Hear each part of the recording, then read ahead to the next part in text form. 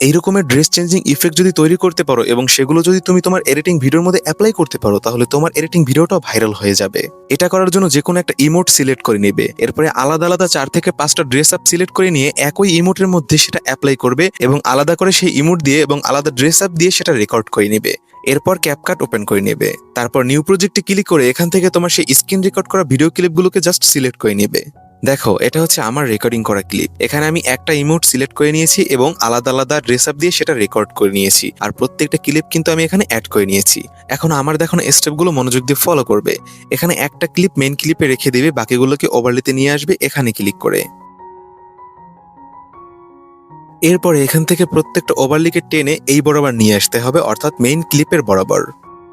এরপরে আমি যেভাবে করতেছি তুমিও ঠিক একইভাবে করে নিবে। প্রথম ওভারলিটাতে ক্লিক করবে, এরপর এটাকে ঠিক এতটুকু ছোট করে নেবে। এরপরে পরেরটাতে ক্লিক করবে, তারপরে এটাকেও ঠিক এতটুকু ছোট করে নেবে, একদম সিঁড়ির মতো করে। এরপরে পরেরটাতে ক্লিক করে এটাকে এখানে নিয়ে আসবে, তারপর এটাকে এখানে, এরপরে এটাকে এখানে। দেখো, এটা দেখতে কিছুটা সিঁড়ির মতো মনে হচ্ছে। এবার এখানে আসবে, তারপর এই প্রান্তে এসে একদম উপরে স্ক্রল করবে। তুমি যদি এটাতে একটা কাট লাগাও তাহলে কিন্তু তোমার ভিডিওটা ঠিকঠাক মতো হবে না। তোমার কাট লাগাতে হবে পরের একদম প্রথম ভিডিওতে।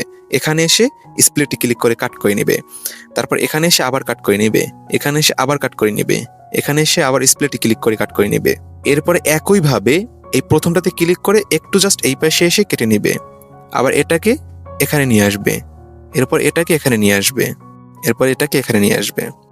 এরপরে আবার এখানে এসে আবার স্প্লিটে ক্লিক করবে, তারপর প্রত্যেকটা অংশ একইভাবে কেটে নেবে একই অবস্থানে। এরপরে একদম উপরে যে ক্লিপটা আছে এটা আগে কাটতে হবে, না হলে কিন্তু তোমার ভিডিওটা প্রপারলি রেডি হবে না। এরপরে আগেরগুলোর মতোই একদম একইভাবে সাজিয়ে নেবে। আমার দেখানো স্টেপগুলো ফলো করার পরেও তোমার সামনে একটা সমস্যা আসতে পারে। সেটা হচ্ছে, দেখো এখানে কিন্তু আমার ওভারলেগুলো একদম সঠিকভাবে বসে গিয়েছে, বাট এটাতে কিন্তু বসেনি। দেখো, এখানে ড্রেস চেঞ্জ হচ্ছে না। এটার কারণ হচ্ছে এই যে ওভারলেটা, এই যে ড্রেসটা, এটা একদম উপরে চলে আসছে। তো এটাকে সঠিক অবস্থানে নিয়ে নিতে হবে। এটার জন্য এখানে ক্লিক করবে, মানে একদম উপরে যে ক্লিপটা আছে সেখানে ক্লিক করবে, তারপর এই ডান পাশে স্ক্রল করবে, এরপর এখানে লেয়ারে আসবে, তারপর এইখানে ক্লিক করবে, এরপরে আবার দ্বিতীয়টাতে ক্লিক করবে, তারপর লেয়ারে যাবে, তারপর এটাকে টেনে ধরে এইটার এই প্রান্তে নিয়ে আসতে হবে। এরপরেরটাতে ক্লিক করে লেয়ারে যাবে, তারপর এটাকে এইটার এই পাশে নিয়ে আসবে। তারপরেরটাতে ক্লিক করে লেয়ারে ক্লিক করে এটাকে এখানে নিয়ে আসবে। এরপরের ওভারলেটাতে ক্লিক করবে, তারপর আবার লেয়ারে চলে যাবে, এরপর এটাকে নিচ থেকে একদম উপরে নিয়ে আসবে। এরপরে কিছুটা আমার মতো সাজিয়ে নেবে, অর্থাৎ প্রথম যে ওভারলেটা থাকবে সেটা হচ্ছে এই প্রান্তে, তারপরেরটা এখানে, তারপরেরটা এখানে, তারপরেরটা এখানে, তারপরেরটা এখানে।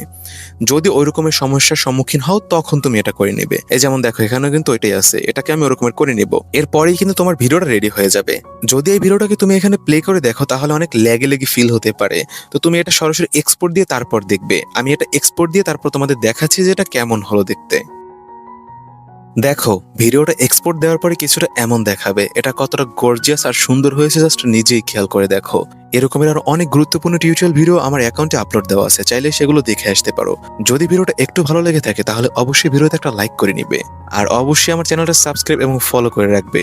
আর হ্যাঁ, তুমি কোন জায়গা থেকে, কোন অবস্থান থেকে আমার এই ভিডিওটা দেখতেছো সেটা অবশ্যই কমেন্ট বক্সে কমেন্ট করে যাবে। আমি কিন্তু প্রত্যেকের কমেন্টই পড়ি এবং রিপ্লাই দেওয়ার চেষ্টা করি। দেখা হবে আগামী কোন এক ভিডিওতে।